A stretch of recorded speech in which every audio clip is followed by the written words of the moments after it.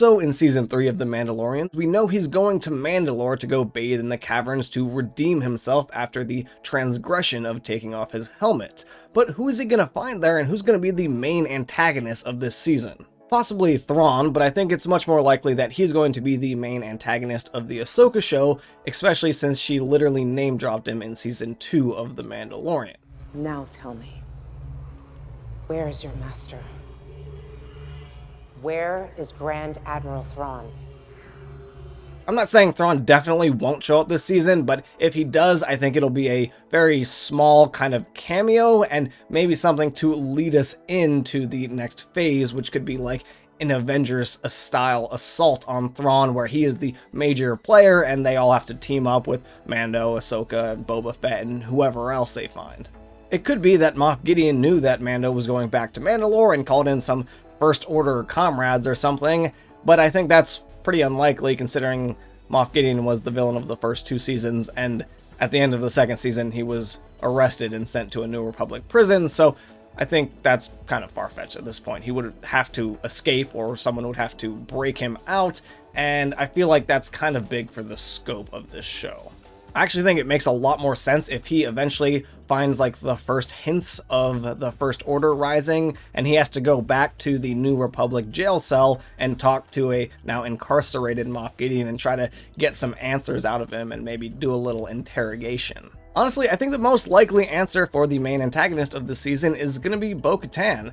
And I think that for a few reasons. One, we see her sitting on the throne of Mandalore when Mando arrives in the trailer, and we see her night owls there as well.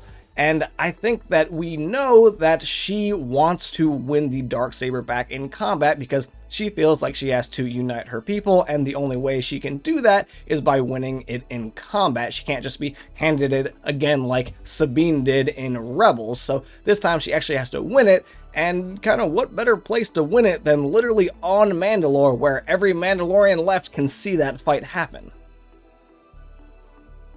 Now, Djarin, Mando, does not want to fight, and he has made that very clear at this point. She would need to defeat you in combat. I yield. It's yours.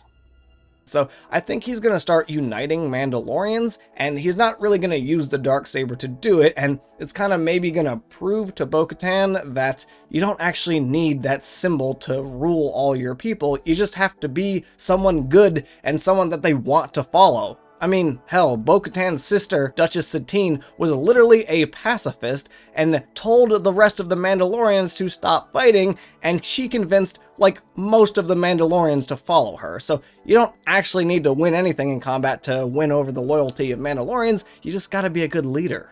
Your peaceful ways have paid off. Mandalore has prospered since the last time I was here. So I think there's going to be a lot of conflict between the two this season, though, where Bo-Katan's trying to get that saber back and Mando's not going to fight her, so it's going to be this really weird struggle and power dynamic going on. But I don't think Bo-Katan by any means is going to die this season. I think they are eventually going to realize there is a greater threat out there, possibly Thrawn, possibly somebody else, and they're going to eventually have to unite and kind of come together and kind of understand what it is to be Mandalorian.